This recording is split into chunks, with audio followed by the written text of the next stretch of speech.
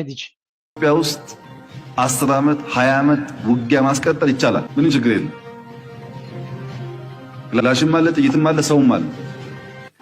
ከሁለት ሶስት ክልሎች ብቻ በሳምንታት ጊዜ ውስጥ በአንድ ሳምንት በሁለት ሳምንት በሶስት ሳምንት ጊዜ ውስጥ 100,000 ልዩ ኃይል የሰለጠነ የታጠቀ የተደራጀ ማውጣት ይቻላል። አይ ልዩ ኃይል አይበቃም ሚሊሻ ነው የሚያስፈልገው ከተባለ በጥቂት ወራት በአንድ በሁለት ወር ጊዜ ውስጥ ግማሽ ሚሊዮን ሚሊሻ ከሞላ ጎደል የታጠቀ ከሞላ ጎደል መተኮስ የሚችል ማውጣት ይቻላል። እንደምታውቁት 100 ሚሊዮን ሀገር ሰምዖ ለኹም ህዝብ ሀገር ስለሆነ ሌላ 1 ሚሊዮን ወጣት ቀስቅሶ አሰልጥኖ ማስራት ይቻላል። ኢትዮጵያ ውስጥ 10 ዓመት 20 ዓመት ውጊያ ማስቀጠል ይቻላል። እዚ ሰብ እዚ ኢንቴንሽንስ ናቱ መደብ ናቱ ኩናት መቐፀሊ ናይ ስልጣኑ ንኽጥቀመሉ ድሕር ዝብል መራሒ ከም ዘይኮነ እዩ ዝነግር ዘሎ። ብዚ ህዝቢ ስለ ዘለዎ ሰብ ዝሞተ እንተሞተ ኣብዛ ሃገር እዚ ኩናት ን10-20 ዓመት ከተቐፅሎ ትኽእል ኢኻ። 100,000 ሞቱልካ ካልእ 100,000 ተሰልጥን፣ 100,000 ይጠፉኻ ካልእ 100,000 ከተሰልጥን፣ 100,000 ይጠፉኻ ካልእ 100,000 ከተሰልጥን ፀገም የለን። እዚ እንታይ ማለት እዩ? ሳበር ራትሊንግ ይብልዎ እዚ ሓይሊ ኣለና ህዝቢ ኣለና ሰራዊት ክንገብር ንኽእል ኢና ብምባል ንኤርትራ ኣጨናኒቑ ወይ እውን ተስፋ ኣቑሪፁ ወይ እውን ኣሰናቢዱ መንግስቲ ኤርትራ ዘለዎ ኣጀንዳ ዘለዎ ዕላማ ዘለዎ መርገፂ ቀይሩ ንኢትዮጵያ ንኣብ ኣሕመድ ብናቱ ካልኩሌሽን ማለት እዩ ኦኬ በቃ ተረዲና ካለና እዚ ትብሎ ዘለካ ስለ ዘሰንበደና በቃ ዓሰብ ውሰዳ ክብልዎ እዩ ዝሓስብ ዘሎ። ኣሚን ጥዑይ ኣማኻሪ የብሉን ሰብ እዚ ታሪክ ናይ ኤርትራ ናይ ቅድሚ 50 ዓመት ዝነበረ ከንብብ ኣይካለን። ኣብ ናቕፋ ኮፍ ኢሎም 10,000 5,000 2,000 5,000 10,000 እናበሉ ተኣኪቦም ኣብ በረኻ ደጋፊ የብሎም ገለ የብሎም ኣብ ሓደ ጎቦ ተፀጊዖም ን30 ዓመት ተቓሊሶም ንኢትዮጵያ ምስ ኩሉ ፀጋታታን ምስ ሕብረ ሶቪየታን ምስ ኩሉ ነገራታን ከም ዝሰበርዋስ ኣይፈልጥን እንዲ ኮይኑ ብሓነስከ ርእሱ እኳ ናይ ነዋሕ ኣይትሓስብን እያ ድበሃል ትማሊ ንሶም ተደይነብሩስ እንታይ ምዃንና ክሓስቦ ይክእልን እየ ዝብል ዝነበረ ከመይ ገይሩ ሻዕብያ ከጥዕኖ ክኢሉ ኣይርድኦ እንዲ ኮይኑ ግን ትዕቢት ስለ ዘሎ ነቲ ኩነታት ነቲ ናይ ኩናት ቀውሲ ድማ መናውሒ ናይ ስልጣኑ ክጥቀመሉ ስለ ዝደሊ ዘሎ እዩ። እዛ ዘረባ እዚኣ ግን ኣብዪ ኣሕመድ ንስለ ዘረባ ዝበላ ከም ዘይኮነ ንፈልጥ ኣለና። ተስዋይ ድማ እዚ ሰብ እዚ ክፈርስ ኣለዎ ዝብል መርገፂ ንክህልወካ ዘገድድ ዘሎ እታ ክፈርስ ኣለዋ ትብል ግን ፀገም ትፈጥር ኣላ። ምክንያቱ ክልተ ነገራት ክርየኩም እየ። ሓንቲ ኣብዚ ኣቶ ኣማንኤል ቢደማርያም ሓንቲ ኣርቲክል ፅሒፉ ብዙሕ ሕማም ተሰሚዓቶም ኣላ። እዚ ድማ the final offensive why Eritrea must seize its moment to end the Ethiopian threat። እዚኣ ኣርቲክል እዚኣ ናይ መብዛሕቲ ናይ ኤርትራውያን ተሓሳስባ ኣብዚ ሕጂ ደረጃ ከይፈተና ንበፅሓ ዘለና ኢና። መብዛሕቲ ኤርትራውያን ነዊሕ ዝብላይ ግን ካብ ኣማንኤል ብምውፅኣ ብዙሓት ኢትዮጵያውያን ብቁጥዐ ክዛረብሩ የለኹ ስለምንታይ መንግስቲ ኤርትራ ዘይመርፃ ምዃና እውን ብዙሓት ክዛረቡ ጀሚሮም ኣለዉ። እንታይ ዝብዚ ዝብል ዘሎ central argument Eritrea must act decisively to neutralize the long-standing Ethiopian threat and secure lasting sovereignty. The current moment presents a strategic opportunity due to Ethiopia's internal fragmentation and weakened state. Now, ኣማንኤል ዝብሎ ዘሎ ዘረባ ኣብ ኣእምሮ ኤርትራውን ድሕራቲኻ ትኽክለኛ ዘረባ እዩ። ምናልባት ኣብዚ ሕጂ ዘለና መድረክ ከም ኣማንኤል ዝኣመሰለ ዓብ ስኮለር ብኢትዮጵያውያን ንማዕቢ ክብሪ ዝወሃቦ ነዛ ዘረባ ስለ ዝበላ ሕሚማቶም ኣላ ብጣዕሚ። እንታይ ዝብል ዘሎ ኣቶ ኣማንኤል ዝብል ዘሎ ኢትዮጵያ ንመዋዕል ንህዝቢ ኤርትራ ዘሳቀየት ህዝቢ ኢትዮጵያ ዘይኮነስ መርሕነት ናይ 4 ኪሎ መዋዕል ንህዝቢ ኤርትራ ዋጋ ዘኽፈለ እዩ። እዚ ሕጂ ዘለዎ ኩነታት ስርዓት ናይ ኣቢ ነቲ ኢትዮጵያ ኣውዲቕዎ ዘሎ ኩነታት መንግስቲ ኤርትራ ሓንሳብ እናሓዋሩን ነዚ ስግኣት እዚ ነዚ ፀገም እዚ ሓንሳብ እናሓዋሩን መፍትሒ ክገብረሉ ይግባእ። So Eritrea's struggle to sovereignty spans over 80 years, marked by war, betrayal, and siege. And then in the 1991 victory over the Derg regime was strategic but incomplete. Ethiopia's hegemonic ambitions persisted, culminating in the 1998 border war. ስለዚህ እንታይ ዝብል ዘሎ ኢትዮጵያ ን80 ዓመታት ንኤርትራ ዋጋ ዘኽፈለት ሃገር እያ። እቲ ዕንደራናታ ናይ ምስሕፋ ሕልምናታን ድማ ንህዝቢ ኤርትራ ብዙሕ ዋጋ የኽፍለሎ ወላው ካብ 1991 ስትራቴጂካዊ ዓወት ነቲ ፀገም نتي زنبره بدو كابسرو كمنقسو أديس أبا أتيوم سرعة كغيرون تخالو اتستجبر سجمتي أزي بلوت كنسو ملو أين برن مخنياتو اتنساتهم أمينو معوزة قمتو تجمتيلو يحرشوا على تعمد عشان تعطي من 9 شمتن عابو كينات جيرو بزح نوتن بزح كساران بزح سأجمنا فطير مالتي الجون أبكتشن 10 شمتن استفتنه تمساسالي سأجم وليدو عجزة لنا يكونتات سلازي اتعرض كيلو بزي قدس بخمي من قد نغير لنا بزي وسيدو أنصارنا قبيلو كمت أنا كم زغل كم نبور جرنا سلان وزدو تا إثيوبيا تبهال كلنا نفلت أين تزرع خمسة أربعين دلنا كتبك كتكل على وزبليو إذا زرع زجن لك عبز حجز لنا تكلنيا واني كونن أينو أمانيل ود عقل سلة تودو ترى يزبل زلوا سلام انتهينا خم نبل دلنا أبي أحمد نزع زربانة أمانيل بيد مريم زبلا زلون منال بعد كم من سير ترى زين توجياتو خلاص زيات أنا مود أتزدلي زلوي كفرسونا يمزدلي زلوا زبل بروباغندا نخسر حلا بزحات إثيوبيا كمل سولوس لزرعيو نزع زربازيا مالتي سلازي أمانيل زبلا زلوا أنزانا يزبط حزبي إيرترايو زلنا يوم ترغل إذا زربازيا نيرترا تربح هذا تقعد عند حريلنا زيادة تقعد أيه مغنياتو أبي أحمد بيز خد زل من قد نهي مودا تخلو سلو تكويناتنا بيرترا زربو زلو بعبيون نمنتا علامة مخانو كردع كن كلالنا سلازي إذا زربا بزح كركر فتيرا الله باي ذا واي نابتي كركر زلو زلو كيس قرقلو حنت نجر مساحاتكم شيرك قبرا زدلني ران ترغيبا يابزي كربا if there was one thing give me a second زي مثلني زي تري وازلهم زي Eritrean yellow pages بحال سديدهم لينيرهم بزعبا إيرترا لك كم أمازون إيرترايو أمازون غيركم صدوا تكالناتكم أمولو أوروبا زلهم أمولو أمريكا زلهم أستراليا زلهم إمارات زلهم ولا ونا بإيرترا زلهم هذا إيرتراوي تكالناتكم بيزنس ناتكم كفلتن دعروكم أبز ويب سايت أتيكم تمزجبوا شعو كل إيرتراوي زخون يقول ناي زوريا دي خدليقة ناي مكينة دي خدليقة ناي سن دي خدليقة ناي قلة دي خدليقة أبز تكالي كل انتو تمزجبوا بزي قد سابيني عالم نقمت علينا أبز بوتازي اتتكال انت عين تكاليو انت عين اسرح له تأمانة الله دي ولا نسرك تباهيلو استقبريو إذا ويب سايت زيا نيرتراويان كم حانت موكس داقا نتكالات نيرترا دما كندي تكالات الله انت عين تكالات الله نخنفلت كتحجزانا تخليا إلهم تشرحوها سلازي بليز تتقمولا نابكالوتون شير قبروا أزيا قداسيت ويب سايت كوينا سلازرهم كويا كملت نعجي أبكالك زيون كداك ملكم كفتني منتان اتي نقر كينو سقرو ني كمو غيرنا نزبنا كنت قفت ما نفتن أجي تا ارتيكل نوح عندها اب نفاسيت يا وريدا زلا كم بعلنا من زلك زبل ود ما هندرسان اتنا يمانيل قطع كابي كم زمس يرداني يلو قطعنا يمانيل كابي كم زمس وي ونا ايرتراويان قطع كابي كم زمس زلو يرداناي نغهم مشيتن كادرتاتنا يابي انا ابي بلولاونتهم بناصنتهم بعجهم بمصايهم بكل نغرهم كفكرلهم كناشوهم كداخمهم سلازعلو زلو عقلهم مصببهم وي بحرقان زبلو زربا كون خلل كم زغل كنردع كنكلالنا أبناتهم جامعاتنا نتكونتات كنريا كنكلالنا. Its leadership has historically been far more strategic, prudent, and measured. As President Sias once reminded us, when your neighbor's house burns, the fire can also reach you. سلازي من سير تراجن كم زاني أمانيل زبلا زلو ريتو دي كونه تنقو زخونة بوليتيكا بسول زخونة بوليتيكا لبونا زملو بوليتيكا ويون مرقص كم زلون معناته كم قالنا President Sias تغينو قربيت كانت تقاسيلو حونا بخمس سلدي تعرف زبل مرقص سلازلهم سلازي انتهي لهم ليرهم إيرترايان ببزحي موداقنا إثيوبيان مفراسنا إثيوبيان كزاربيو عللو زي دما نعاقاتكم زيادة أقام كفترة لكم يفلا يمزقبسو تخدوا زلهم نريو سلازلنا زبي إيرترا زبي إثيوبيا نعبك كدقفو خمزغل سلازي أندر الدرجة بحفشة سفع زخونة ديبيت برتع زخونة ديبيت نزي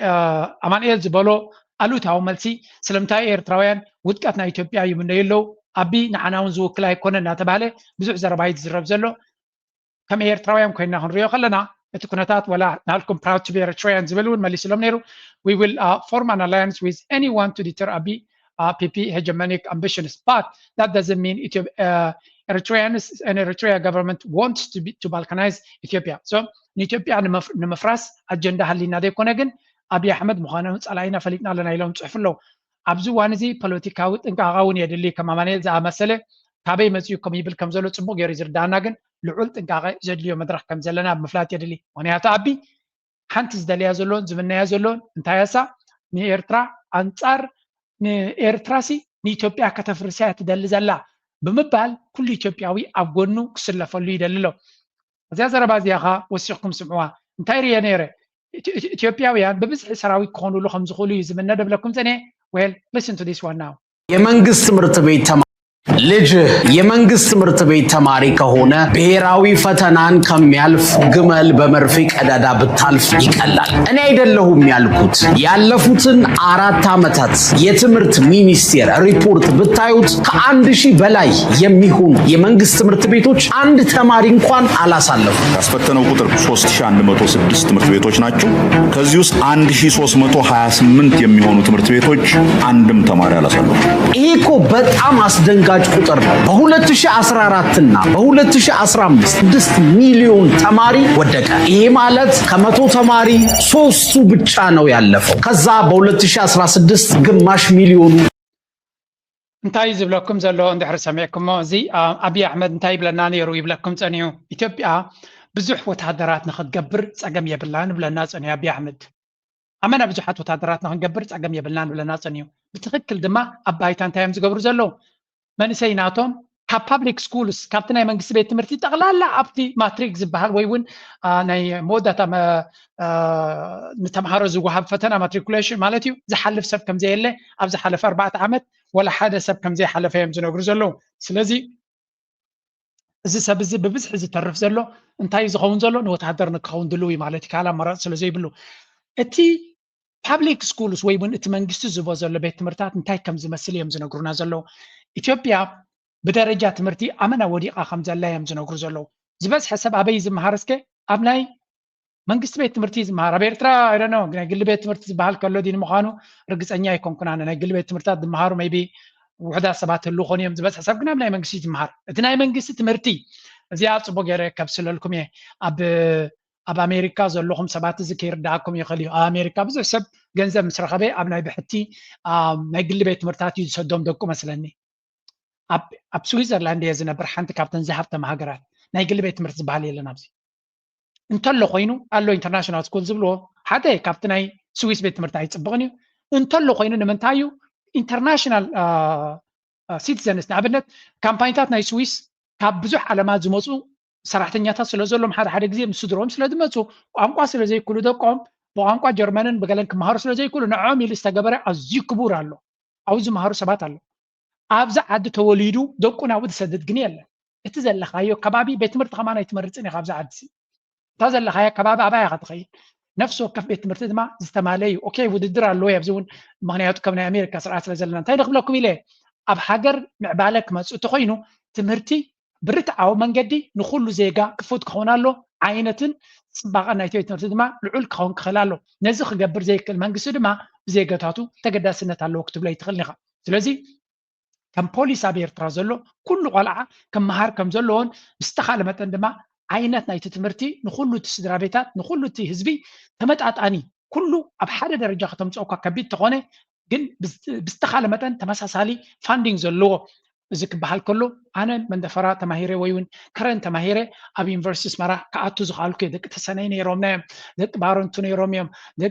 ደቂ ባፅዕ ነይሮም እዮም ደቂ ናቕፋ ነይሮም እዮም ደቂ ዓዲ ኋላ ነይሮም እዮም ደቂ ሰንዓፈ ነይሮም እዮም ኣነ ነው ካብ ብዙሕ ቦታታት ናብ ዩኒቨርሲቲ ኣነ ከለኹ ዝመፁ ነይሮም እዚ ማለት እንታይ ማለት እዩ እቲ ቤት ትምህርትታት ካብ ኩሉ ዋላ እኳ ብቁፅሪ ከተወዳድሮ ከለኻ ኩሉ ሓደይ ነይሩ ማዕረ ዝኾኑ ሰባት ይሕልፉ ነይሮም ተደይበልና ካብ ኩሉ ዞባታት ካብ ኩሉ ከተማታት ካብ ኩሉ ኩርናዓት ናይቲ ሃገር ዝመፅእ ሰብ ነይሩ ኣብቲ ዩኒቨርሲቲ እዚ ከዓ መሬት ወይ ብብቅዓት ጥራይ ዝዕቀን እምበር ብጂኦግራፊካዊ ኣቀማምጣናትካን ብደረጃ ቁጠባ ናይ ስድራ ቤትካን ገለን ዝኾነ ኣይኮነን ነይሩ እቲ ትምህርቲ ኣብ ኤርትራ ሕጂ እውን ከምኡ እዩ ዘሎ እንታይ ማለት እዩ ኣብ ኤርትራ እቲ ፊሎዞፊ ናይቲ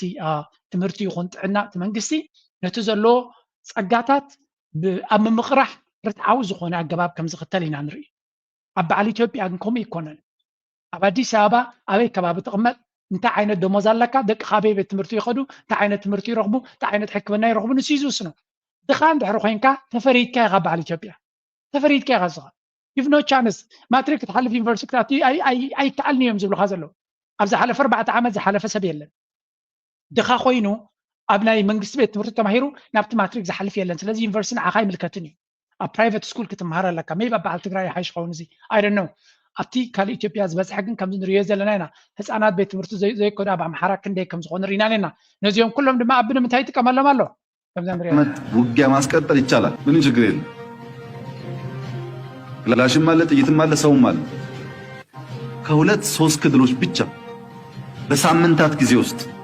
በአንድ ሳምንት በሁለት ልክዕ ከምዛ ንብላ ዘለና ንውትድርና ክትጥቀመሎም ከም ዝኽእልን እቲ ኣጀንዳ ድማ ከምዚ ጌርካ ነቲ ሰብ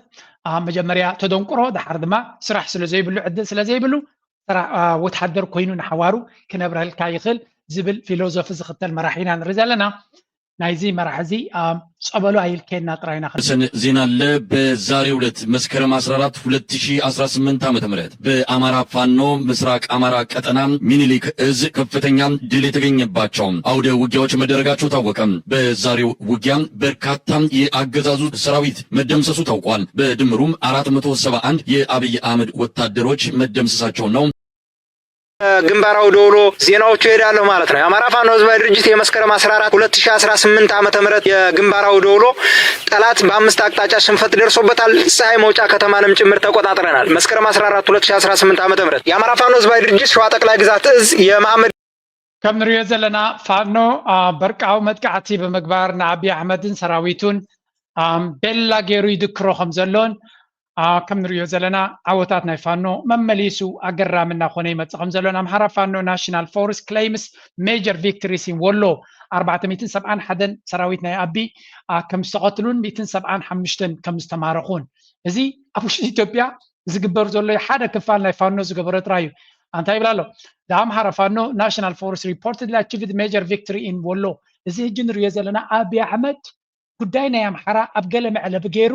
እንታይ ገብር ዝሓስብ ዘሎ ናብ ኤርትራ ዲ ናብ ካልእ ክዕንራብ ዝሓስበሉ ዘሎ ዝኾነ ይኹን ክገብር ከም ዘይከኣለ ከም ንሪኦ ዘለና 471 ወታደራት ናይ ፋኖ ናይ መንግስቲ ኣቢ ከም ዝተቆተሉን 175 ተማሪኾም ከም ዘለውን Mixed responses. Some users celebrate the news, calling it a big victory and praising Fano. Others express skepticism, accusing DNA Africa of spreading misinformation and propaganda. عفشا انتنا نرزلنا تكونتات بتي ناي فانو وي ناي قلت راي سمعنا كاين بولاي ليز بكم زلغو تكونتات تاي كم زمسل زلو ابي احمد سراويت ناتو ترجم زي بلو ابز خدو زدكر ابز خدو زسعريو اتزربا ዘገርም ኣይኮነን ምናልባት እናሰማዕና ይኹን ከይዲና ፋኖ እንታይ ስለ ዝረኸበ እዩ ዝዕጅን ኣብነት ትሪእዎ ኣሎም ኣቃሊልኩም ትሪእዎ ኢኹም ፋኖ ደባይ ተዋጋእ ኮይኑ ዝዋጋእ ዘሎ ተሓቢኡ ኣብ ዘድልዮ ቦታ እዩ ዝሃርሞ ዘሎ እዚ ተቆፃፂርዎ ዘሎ ኣፅዋር ድማ ነቲ ዘለዎም ንኣብነት ፋኖ ብሓደ ኮይኑ ሓደ ግንባር ኮይኑ ብሓደ ሰሚሩ ይኮነን ዝቃለስ ዘሎ ወላ እኳ ናብኡ ገፁ ብዝቐልጠፈ ፍጥነት ይኸይድ እንተሎ በብወገኖም እዮም ዝገብርዎ ዘሎ በብወገንካ ምዃን ዓብ ግንባር ጌርካ ተዋጊ ከን አዲስ አበባ ንኽትከይድ ከብደካ ይኽእል ኸውን ብሓደ ዝኾን ካል መዓልቲ ብቐሊሉ ንኣዲስ አበባ ክትኣትውን ከም ዝከኣል እዩ ዝንገር ዘሎ የግዳስ በበይንኻ ኮይንካ ትገብሮ ድማ እንታይ ዝፈጥር ዘሎ ነቲ ኣቢ ንኹላቶም ሰልዩ ንኸጥቅዖም ሽግር ከም ዘጋጥሞ ዘሎ ስለምንታይ በብወገኖም በብናቶም ስትራቴጂ ዝኸዱ ስለ ዝኾኑ ነቲ ሰራዊት ናይ ኣቢ ሓደጋ ከም ዝወጥቅዎ ዘሎ ስለዚ ነፍሲ ወከፍ ግዜ ድማ ሞቲቬሽን ኣለዎም ንኣቢ ከምዚ ሓጂሞም ክቐትልዎን ከብልዎን ከሎ ብዙሕ ብረት እዮም ዝማርኹ ንኣብነት ኦራል ረይዎ ተባሪኹ ዘሎ እዚ ስለዚ እቲ ኩነታት ካብ ግዜ ናብ ግዜ ኣገራምን ደስ ደምምና ኮነ እዩ ዝኸይድ ዘሎ ኣብይ ኣሕመድ ድማ ረይወቲ ዓይነት ናይ ብረታት ዝቋፃፅርዎ ዘለው እቲ ሞራል ናይቲ ፋኖ ዝበሃል ከመይ ኢሉ ይዓቢ ከም ዘሎን ዘበኑ ድማ ዘበነ ሚድያ ስለ ዝኾነ ተተቐባቢሎም ድማ እቲ ሚድያ ናይ ኣምሓራ ካል የሆነው የጀግናው ዝላዕለ ደረጃ እዩ ዝገብሮ ዘሎ ስለዚ በወዳድቡ ይኹን በደረጁ ይኹን በብቅዓቱ ይኹን እቲ ኣምሓራ እቲ ፋኖ ዝበሃል ካብ ግዜ ናብ ግዜ እናሓየለ እናበርትዐ እናተደላደለ ይመፅእ ኣሎ ንኣብይ ኣሕመድ ድማ እዚ መርድእ ጥራይ ክኸውን ዝኽእል ንመለስ ዘማኽርዎ ንኣብይ ኣሕመድ ዝበልዎ ካ ስምዑ ስለምንታይ ሰራዊት ናይ ኣብይ ከምዚ ደረጃ ወዲቑ ደሎ ስምዑ ኣብዚ ጦርነት ብትጀምር 1 ሚሊዮን ሰራዊት ስላለህ ተማምነህ ጦርነት ብትጀምር ጦሩ አንደኛ ምርኮኛ ስለሚመራው መማረክ ለካ ፊልድ ማርሻል ያደርጋል መማረክ ለካ እንደ ባጫ ደበሌ ሙሉ ጀነራል ያደርጋል መማረክ ለካ እንዳባዱላ ዘጠኝ ስልጣን ያሰጣል ብሎ ነው የሚያስበው ወታደሩ። ስለዚህ ምርኮኛ የሚመራው ወታደር ሊያሸንፍ አይችልም። በምንም ታምር ወደ ኤርትራ የሚደረገው ጦርነት ሀገሪቱን ያፈርሳል። አትሞክረው። እንታይ እስኪ ብሎም ኣሎ ኣነ እውን ኣብ ኤክስፖስት ገይረ ኣለኹ ምርኮኛ ወይ ምሩኽ ጀነራል ዝመርሖ ሰራዊት ኣብ ኩናት ክዕወት ኣይክእልን እዩ ዝብል ምክንያቱ መራሕናትካ ካብ ብቓላቱ ብተግባሩ ዝመርሐካ ኢሉ ብርሃኑ ጁላ ኣባዱላ ባጫ ደበለ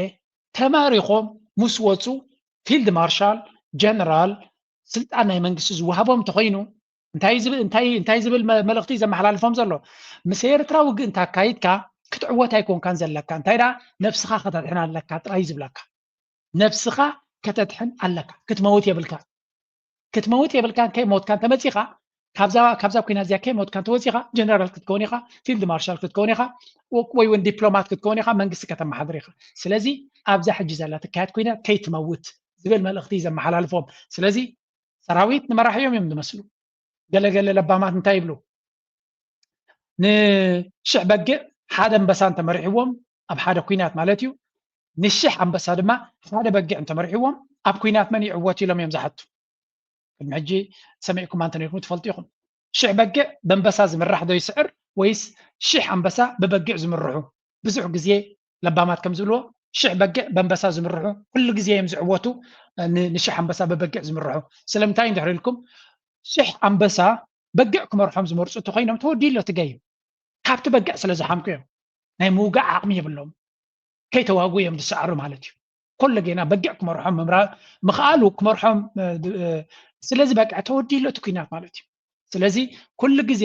ሰራዊት ከም መራሒ ዝኸውን ጅግና ሰራዊት ጅግና መራሒ እንተለዎም ታሪክ ዘለዎ ስትራቴጂ ዝፈልጥ ኣብ ግንባር ዝተፈተነን ዓወት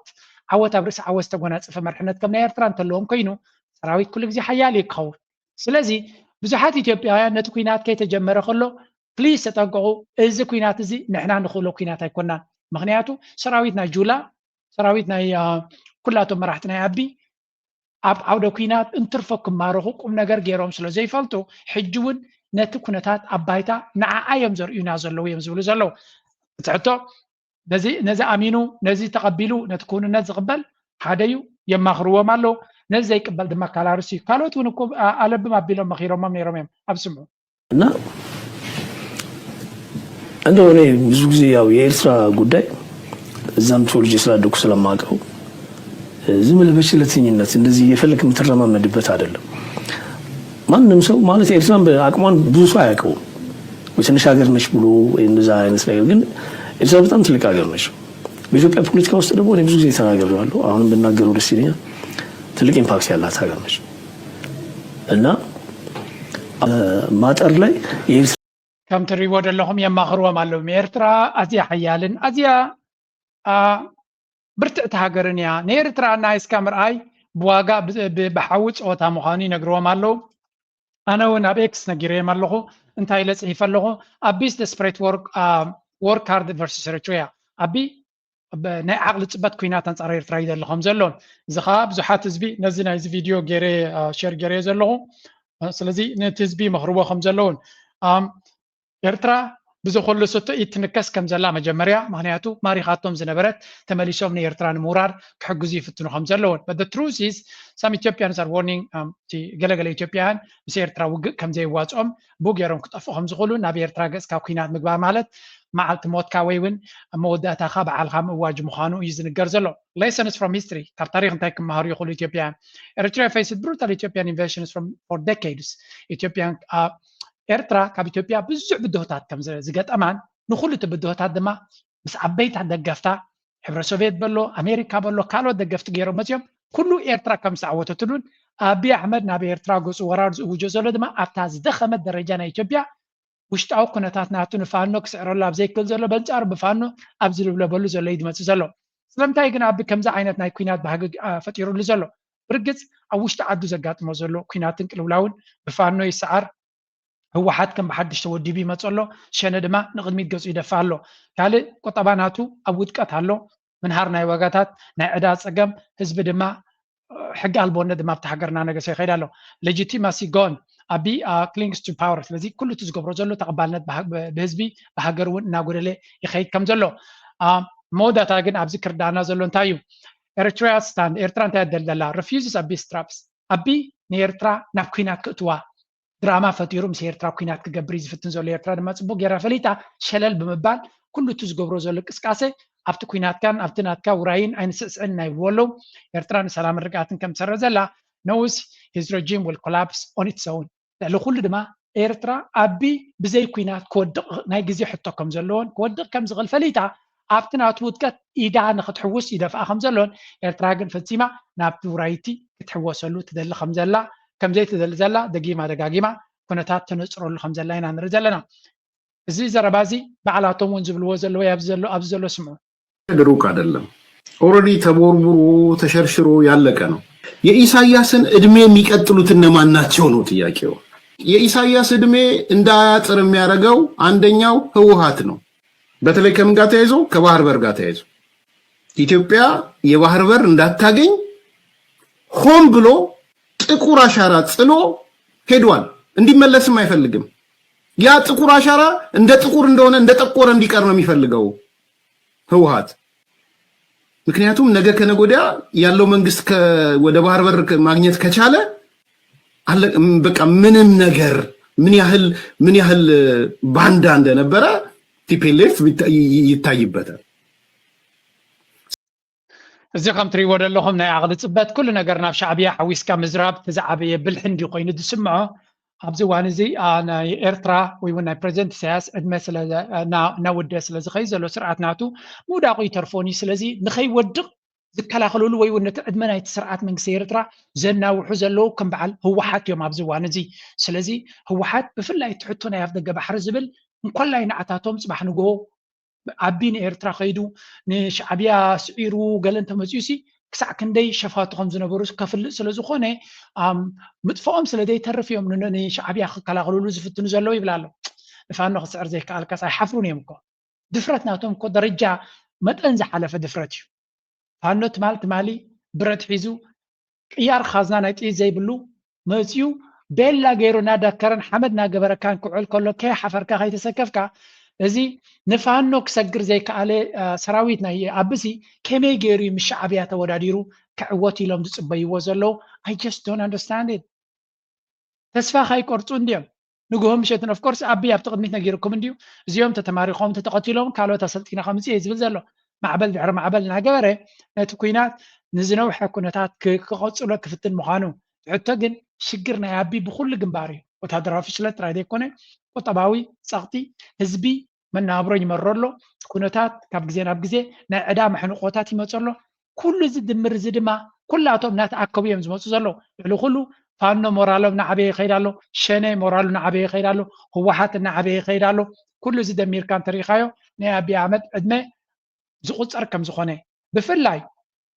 እዚኣ ስምዕዋ እቲ ህወሓት ኣብ ምንታይ ዝብል ዕላማ ፀቂጡ ከም ዘሎ ስምዑ እዚ ሕዚ ገጢምና ዘሎ ፀገም ህዝቢ ትግራይ ብሄረ ትግራይ ከም ህዝቢ ህልውንኡ ዝፈታተን ሓደጋ ስለዚ ድማ ናይ ህልውና ሓደጋ ዝገጠመሉ እዋን እዩ ኢልና ኢና ዲፋይን ጌርናዮ ኤግዚስተንሻል ትሬት ከም ህዝብን ከም ብሄርን እዚ ኩሉ ሸሓት ዓመታት ተጓዒዝና ሕዚ ሒዝናዮ ዘለና ቅርፅን መረበትን መንነትን ስብእናን ዝሓዘ ህዝቢ ኣብዚ እዋን እዚ ነዚ ከም ዘለ ህዝቢ ናይ ምጥፋእ ጠቕላላ መንነቱን ክብርታቱን ናይ ምፅራግ ከም ህዝቢ ከም ብሄር ከይህሉ ምግባር እዛ ዓይነት እምነትን ራእያን ሒዞም ኣብ ርእሴና صلاتي زوفدرو وقت سلازخونه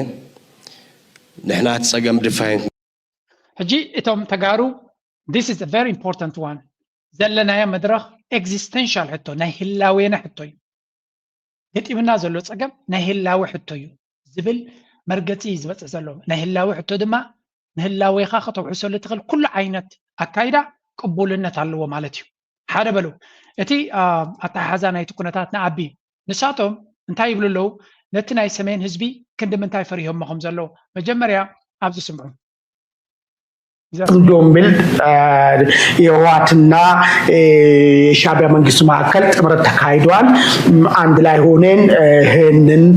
ብሔራዊ ጥቅምን ለማስመለስ የሚንቀሳቀሰውን ኃይልን እንገታለን። ቀይ ባህር ለመምጣት እንቅስቃሴ ሲያደርግ አይደለም ቀይ ባህር 4 ኪሎን ጥያቄ ውስጥ እንከትበታለን ብሎ ጽምዶምብል እንቅስቃሴ መጀመራቸው የሚታወቅ ነው። ቀደም ብሎ ይህን ጽምዶም በተመለከተ ግን የተለያየ አቋም የትግራይ ኃይሎች የተለያየ አቋም ይዘዋል። እንደና አቶ ጌታቸውን የመሰሉት መቀመጫቸውን አዲስ አበባ ያደረጉ ስሪ ፓርቲ ስቃወ እጂ እንታዮም ሳቶም እቲ ዘሎ ናይ ጽምዶ አካይዳ ኦሬዲ ራዕድ እንዲፈጥሩሎም ዘሎ እቲ ጽምዶ ድማ ይርእይዎ ኣለዉ ህወሓት ነዚ ብኮ ተፈጢሩ ዘሎ ናይ አቢ ጽቡቅ ገይሩ ይጥምተሎ ስለዚ ህወሓትን ናይ ትግራይ ኃይልን ተወዲቡ ነዚ ኩነታት ከይጥቀመሉ ኣብ ብጣዕሚ ይፈርድ ኣሎ ስለዚ ምዕራብ ትግራይ ክመልሰልኩም ምሳይ ኮይንኩም ተዋጊኹም ወይ እውን ናብ ሻዕቢያ ገፀይ ክኸይድ ቦታ እንተከፊትኩም ላይ ስኢልኩም ተሪኢኹም ላይሲ ምዕራብ ትግራይ ንኽትኣትዎ ከፍቅደልኩም እናበለ ኣብ ምልማን ይዝርከብ ዘሎ ምክንያቱ ፋኖ ሓይል ኣሎ ፋኖ ክስዕረሉ ዝኽእል ኣጋጣሚታት ወይ እውን እዋን ሓሊፍ እዩ ስለዚ ሕጂ ፍሉይ ሓይሊ ወይ እውን ኣብ ሰማይ ዘየለ ሓይሊ ሒዙ መፅዩ ዝኾነ ነገር ፋኖ ክገብር ኣይክእልኒ ሞራል ናቶም ናወስኺ ይኸይድ ኣሎ ሸነ ሓይል ኣሎ ህወሓት ድማ ነዚ ኩነታት እዚ ቀስ ኢሉ ይጥምቶ ነይሩ ጌታቸው ረዳን ጻድቃንን ዝርከብዎም ቶም ጉጅለ ካብ ዝኸድዎም ድማ ነዊሕ ስለ ዝኾነ ፅቡቅ ዝኾነ ውደባን ወታደራዊ ዓቕሞም ንክሕይሉን ምስ ኤርትራ ድማ ዝምድና ዘለዎም ፅቡቅ ስለ ዘሎ ኣብ ፅቡቅ ኣቃውማ ከም ዘለዎ ይፈልጥ ኣሎ ስለዚ በዚ ዝመፅእ ዘሎ ግንባር ድማ ፅቡቅ ገይሩ ናበይ ገፁ ይኸይድ ከም ዘሎ ይርዶም ኣሎ ወላ እውን እቲ ፖለቲካ ናይ ትግራይ ቀስ ብቀስ ናብ ሓደ ኩነታት እናፅረየ ይኸይድ ኣሎ ብፍላይ ጻድቃን ይኹን ረዳ እቲ ኣዲስ ኣበባ ዝኸደ ኩሉ ገና እናተነፀለ ይኸይድ ስለ ዘሎ እቲ ኣብ ትግራይ ተሪፉ ዘሎ ህዝቢ ወላ እውን እቲ ፖለቲካዊ ኤሊት መርገፂ ናቱ ናብ ተመሳሳሊ ኩነታት ይመፅእ ኣሎ ኣብነት እዚኣ ስምዕዋ እቲ ዘሎ ኩነታት እንታይ ከም ዝመስል ንምርዳእታ ዝኣክል ሃገረ ትግራይ ድያ ትፅልምተካ ኢትዮጵያ ንትግራይ ዝኸውን ገሃነም እያ እናሰርሐት መፅያ ንስኻ ድማ እዚኦም ብምልኦም ቶም ናይካ አይደንቲቲ ሳሚት ጌርካ ኣነ ኮንፌሽን ቱ አይደንቲቲ ክራይሲስ እየ ዝብሎ ናይ ሎማዓንቲ ኣታች ክገብሮ ከለኹ ምስ ናይ ባዕልኻ ሂወት ማለት እዩ ስለዚ እዚ ምዃኑ ባዕሉ ግን ኣነ ብባዕሉ ሒዝካዮ ምምፃእኻ ግን ኣነ ሕጉስ እየ ማለት ባዕሉ ስብእና እዩ ድላይ ዓይነት ካራክተራይዜሽን ይኹን ስብእና እዩ ባዕሉ ወፂኻ ሙጉት ነቲ ናይ ትግራይ ብሄርተኝነት ናብ ዝኾነ ክትሽኩዕ ኣስምሌት ጌርካ ንስኻ ዕምበባ ክትመስል ዝኸድካዮ ካይዳ ኢትስ ቨሪ ሮንግ ስለዚ ኣብ ታሪክ ዝምልከት ታሪክና ንሕና ዝፈጠርናያ ንዓና ክትጉዕፀፅ ንሕና ተመሊስና ሕዚ ናፍቲ ቀምሽ ንሱ ንኣትወሉ ሕርሚ እዩ ኣይኾነልካን ፌልድ ተሲስ ካልኣይ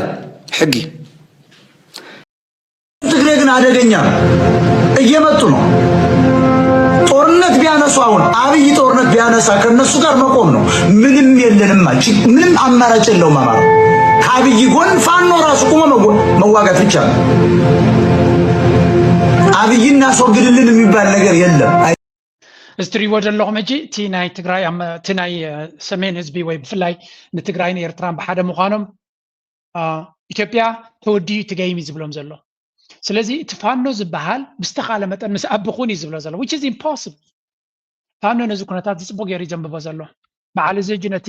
ህዝቢ ኣምሓራ ምስ ኣቢ ንምግባር ዝገብርዎ ዘሎ ፈተነ እዩ ዝሰምዖምካ የለን ምክንያቱ ፋኖ እቲ ዝበለፀ መድረክ ተፈጢሩሉ ከም ዘሎ ይፈልጥ ኣሎ ናው ኦር ነቨር ኢን ፋኖ ኣብዚያ ሕጂ ዘላ ብኮ ተጠቂሙ እንተስ ናምሓራ ናቱ ዲ ሙሉሙሉ ክቋፀር ሉላውነቱን ናፅነቱን ከረጋግፅ ሓሊፉ ድማ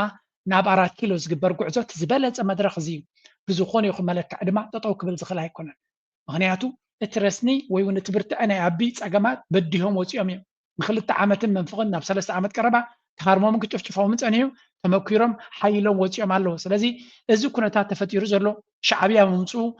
ህወሓት ምድልዳሉ ንፋኖ ዝበለፀ እምበር ዘስግእ ኣይኮነን ሻዕብያ ድማ ብድሕሪ መጋረጃ ብቐጥታ እኳ ኣይፍለጥን ግን ብድሕሪ መጋረጃ ኢድ እንተለዎ ኮይኑ ኣብ መንጎ ፋኖ ኢድ ከም ዘለዎ ወይ ምናልባት ዝጥርጥሩ ስለምንታይ እዩ ኣብ መንጎ ፋኖን ህወሓትን ዝነበረ ምትፍናን ስለ ዝደቀሰ እዩ ስለዚ ሻዕብያ ዘይረአ ኢድ ከም ዘለዎ ይፈልጡ እዮም ዘይረአ بزخون يخون من قد بروف كقبروا زي كل زي بتتقاقامي أبي أحمد ولا حنتو شفت زي بلو أوف في لو كتكوس سمينا هنا كيك صعب دفنجر كزارب كوسمينا هنا زي كوت زربانا وتزنا بري مفرس አሁን ኢትዮጵያ መፍረስ አሁን ለምንባላው መባላት ሁሉ ምክንያት የሆኑ መሪዎች ደግሞ አሏቸው። ይሄ መዘንጋት ደግሞ የለብን። አሁን ሸኔ ያግዛሉ፣ ቲፒኤልኤፍ ያግዛሉ፣ ፋኖ ያግዛሉ። መሸወድ አያስፈልግም። አሁን ኢትዮጵያ ካልተባላች በስተቀር አንድ ከሆነች ወደኛ ትዞራለች ብሎ የሚያስቡ ሰዎች አሉበት። ግን ወንድሞቻችን ናቸው፣ ወንድሞቻችን ናቸው። ጠይቀናቸዋል። እኛ እንዴት ነው በአንድ ጊዜ ሸኔን፣ በአንድ ጊዜ ፋኖን፣ በአንድ ጊዜ ቲፒኤልኤፍን ሁለት የማይፈላለጉ ኃይሎች የምታገዙ? ለነሱ ዋና ግብ ኢትዮጵያ ሰላም የሚባል አግኝታ ዓለም ነታ ኢትዮጵያ ንሓተታ ደባላዓ ዘሎ በዓል መራሒ ኮይ በዓልዩ ዝበልዓ ዘሎ ታ ኢትዮጵያ በዓልዩ ዘባላዓ ዘሎን ዘጥፋእ ዘሎን ኩሉ እዚ ኣብ ልዕለይ ኮይኑ ንሸነ በሎ ንፋኖ በሎ ንህወሓት በሎ ንገለ በሎ ኩሎም ዘባልዑና ዘለው መራሕቲ ድማ ኣለው ማለት ናይ ቃል ዓለም ኣይኮነ ንግብፂ ይኮነ ንኤርትራ ይዛረብ ዘሎ ብዚ ኣሕዋትና ድማ እዮም ስለ ዝብል ሕጂ እንታይ ዝብል ዘሎ እቲ ዕላማ ድማ ነዚ ኩሉ ዘለዎ ፀገም ተፈቲሑ ናባና ገፁ ምምፁ ስለ ዘይተርፍ ናትካ ዕላማ ንፁር ስለ ዝኾነ ፈሊጥና ኣለና ኣይኮነ ንሱ ጥጦም ዝበለ ኮነ ንሱ ከሎ ናብያና ክትመፅእ ምዃንካ ብኣፍካ ትነግረና ኣለና እንታይ ዘገምት ኣለና እቲ ፀገም ናትካ ግን ኢትዮጵያውያን ፈሊጦምካ ስለ ዘሎ ንስኻ ንዓሰብ ኢልካ ወይ ንኤርትራ ኢልካ ንረብሓ ኢትዮጵያ ዘይኮነስ ነታ ኣብ ኩርሲ ሓሲብካያ ዘለኻ ዕላማ ንዓዓ ኢልካ ትቃለስ ከም ዘለኻ በርሂሉ ለነፍስ ወከፍ ሰብ ምክንያቱ ብገርኻ ስለ ዝነገርካዮም ዓመቴ በሰባት ዓመቴ እናቴ ሰባተኛው የኢትዮጵያ ንጉስ አንተ ነህ አለች። ኦኬ ወዲ 7 ዓመት ከለኹ ብንስነተይ መበል ሻብዓይ ንጉስ ናይ ኢትዮጵያ ክትከውን ኢኻ ኢላ ኣደይ ነጊራትንያ ኢሉ ዝነግር ፕራይም ሚኒስተር ሲ እንታይ ትብሎ? ኣብ ኩርሲ ከይመፀ እንተይልካ ኦኬ ዳሓን ሸለል ክትብሎ ትኽእል ኢኻ ፕራይም ሚኒስተር ኮይኑ ከሎ ከይሓፈረ ኣደይ ንጉስ ክትከውን ኢኻ ኢላትኒ እንድሕር ኢሉ እማኻ ፕራይም ሚኒስተር ተበፂሑ ንለባም ኣምተሉ እያ እዚኣ ስለዚ እቲ ዘቃልሶም ዘሎ እዚ ሰብ እዚ ነታ ኩርሲ ብዝኾነ ይኹን መንገዲ ክገድፋ ከም ዘይኮነ ስለ ዝፈለጡ እዩ ምስ መን ትኸውን መንጎኛ ትኾን ኣይኸውንን ምስ መን ትኸውን ስትራቴጂክ ረብሓኣ ክተረጋግፅ ምዝሕግዛ ኣካል ትኸውን ስለዚ ከም ንሃተይ ምስ መንግስቲ ኤርትራ ትኸውን እቲ ጽምዶ እውን ፍረ ከፍሪ ዝኽእል ዘላቕ ረብሓ ክህልዎ ዝኽእል እዚ እንተተገይሩ እየ ዘለኹ ቅድሚ ኩናት ትሕጂ ዘሎ እዩ ተፍቲ ከባቢ ዝነብር ህዝቢ እፎይታ ረኺቡ ተፈናቂሉ ዝነበረ ዝበዝሕ ህዝቢ ናብ መረበቱ ተመሊሱ ምሕራስ ምንጋር ጀሚሩ ኣሎ ቅድሚ ኩናት እዚ ረብሓ ናይ ትስምሎ ኣብ እዋን ኩናት ዘራይ ሲእና ዝነበረ ትግራይ ዘራይ ንመዋፅኦን እያ ትረክብ ዘላ ምስ መንግስቲ ኤርትራ ብምዃን ድሕሪ ኩናት ትግራይ ዝወሰነት እንተትውስን ዲፋክቶ ክኾን የተበለት ሃገር ክኾን የተበለት ካልኦት መማረፂ ክኸው ኣለን እንተበለት እቲ ምስኣብ ስትራቴጂካሊ ዝተቃለሰ ኣካል ኣፍልጦ ንክህባ ምድርዳር ይከኣል እዩ ስለዚ ፖስት ዋር እውን ድሕሪ ኩናት እውን ዝፅምዶ እዚ ረብሓ ኣለዎ ማለት እዩ ኩናት ብዝኾነ ይኹን ብኢኣታውነት ናይ ዓለም ሃገራት ይኹን ብዝኾነ ይኹን መንገዲ ደው ይበል ትበሃል መንግስቲ ኢትዮጵያ ኩሉ ነገር ዓፃፂና ስለ ዝፀንሕ መዋፅኦ መተንፈሲ ይኸውን ኣሎ ማለት ስለዚ ኣብዚ ሕጂ እዚ ትዘረባ ተጋሩ ናይ ብሓቂ ኣርሒቆም ክጥምቱ ተደልዮም እንተመሪፆም ማለት እዩ እንተተረዲዎም ቶም ብዙሓት ማለት እዩ ምስ ኤርትራ ፅምዶ መተካእታ ዘይብሉ ዕድል እዩ መተካእታ ዘይብሉ ዕድል እዩ ኣብዚ ሕጂ ዘለዎ ብፍላይ ሕቶ ናይ ሃገራውነት ብተደጋጋሚ ኣብዚ ዝመፀሉ ዘለውን ዲቤት ክትዓብ ዝገብርሉ ዘለውን ምስ ኤርትራ ዝግበር ፅምዶ ስትራቴጂካዊ እዩ ብናቶም ዓይኒ ክኸውን ዝግባእ ብናትና ኦኬ ካብ ትግራይ እንታይ ክትረክብ ትኽእል ከም ኤርትራ ገለ ክትብል ትኽእል ኢኻ ንዓና ቦገና ምስ ኢትዮጵያ ዘለና ዝምድና ክንበትኽ ኣብ ንደልየሉ ግዜ ኢትዮጵያ ዝበሃል ከም ሃገር ከምቲ ኢምፓየር ዘለዎ ተቐፂሉ ሓደጋ ይመመሊሱ መምስ ፀፀንሐ ድመፅእ እንድሕር ኮይኑ እቲ ሃገር እቲ ተኣልዩ ትግራይ ዝበሃል ጎደቦና ትግራይ እምበርቲ ኢትዮጵያ ዝበሃል ከም ጎደቦ እንተተረፈ እውን ንኤርትራ ካብቲ ስግኣት ትዕርፍ እምበር ዝመፅእ ሓደጋ የለን በዚ ኮይኑ በቲ ንኣብነት ካብ ኤርትራ ካብ ኬንያ ክመፅእ ዝኽእል ስግኣት የብልና ኬንያ ቤንጌራ ክትመፀና ኢና ንብል ምሳና ዶብ ስለ ዘይብሎ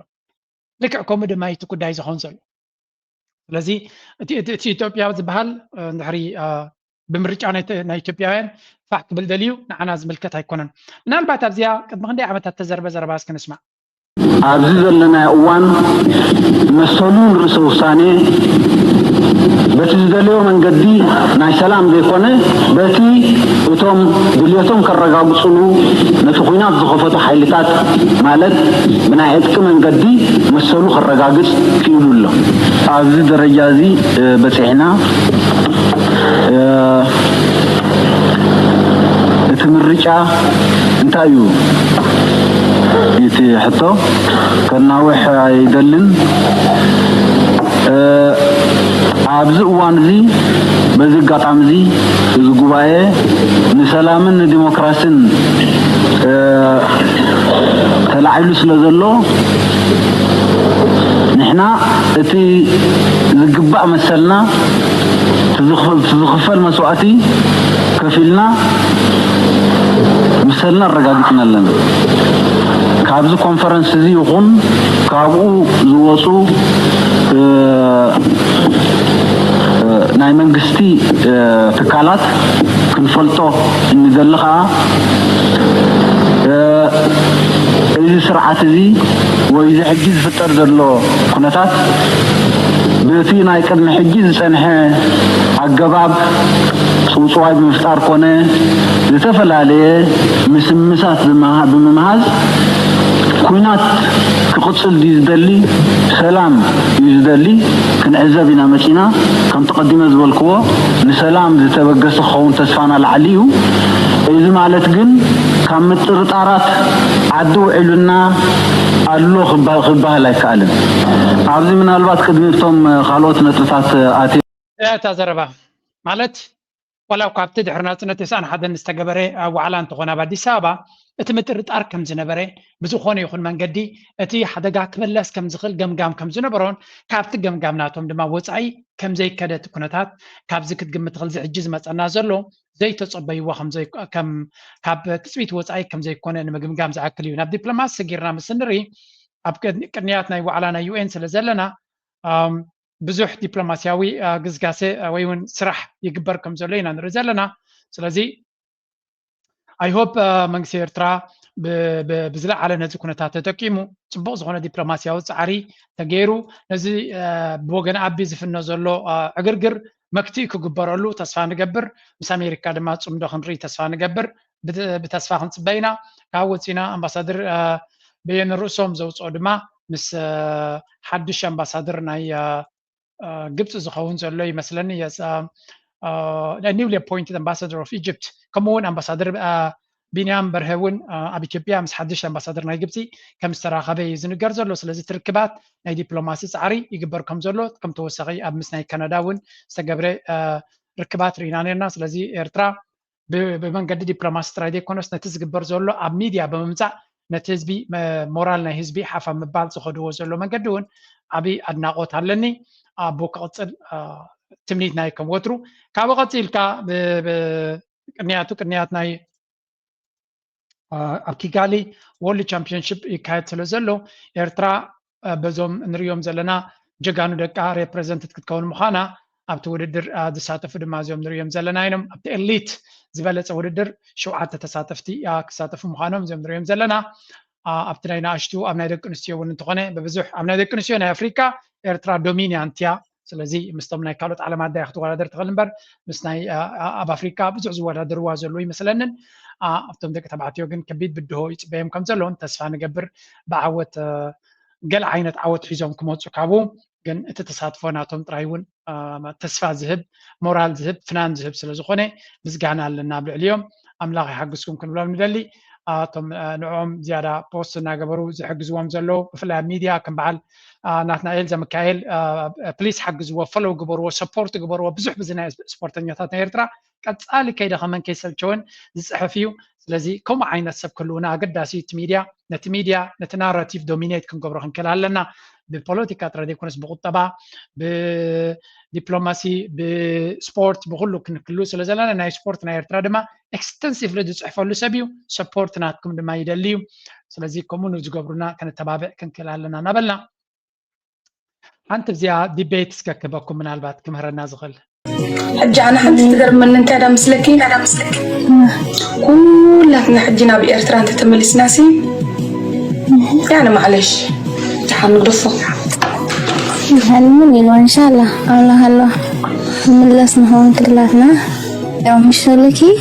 نعدنا ملس كلا هوا هالجمرة وحيكي جاس بلا مرة خلاصيا كم كسي مزح يجي مسدت كم تخد لنا كندي أشهد جنزبات فينا قال ملا جاس ندابخنا قال مش لكي كيتنا عن السدر نخمل لس كلا هاس كم زي سوك بزيحيو مورسي مرة حسوبه كندي حزب الله يجيب سدت نعدنا أتوه عاسي جاس كمنتي حزبهم حسوبه مو شعرها سن زفتو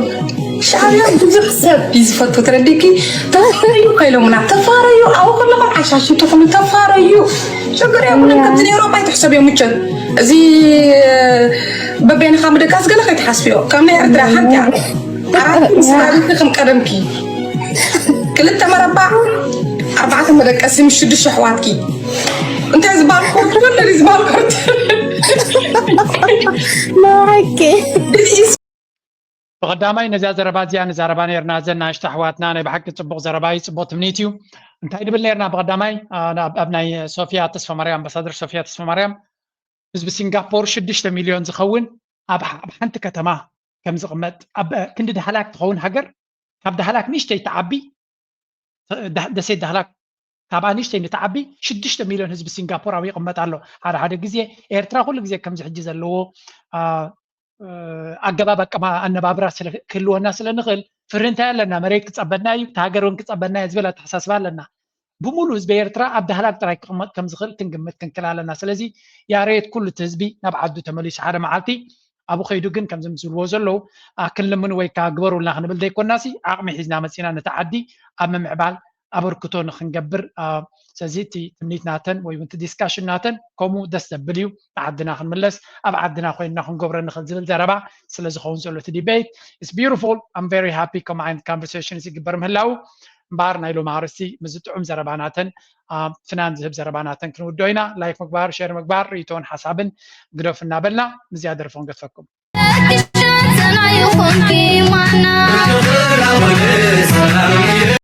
نقرا من قدي دما سوري زرساكوا ابزناي ايرلينك وددر ناي سنه طباب يغفر سلازلو تودادرتي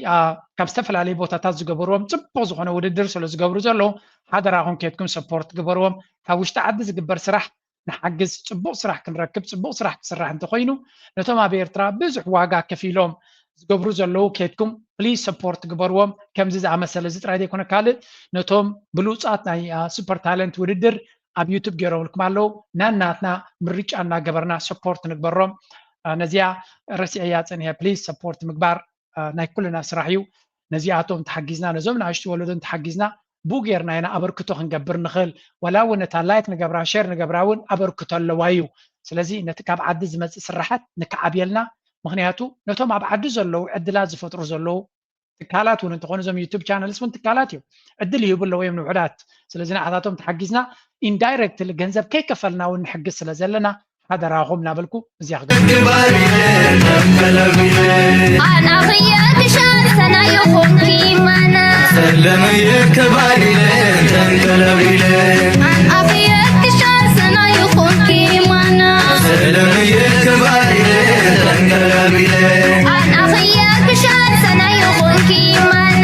سلم يا كباري تنقلب لي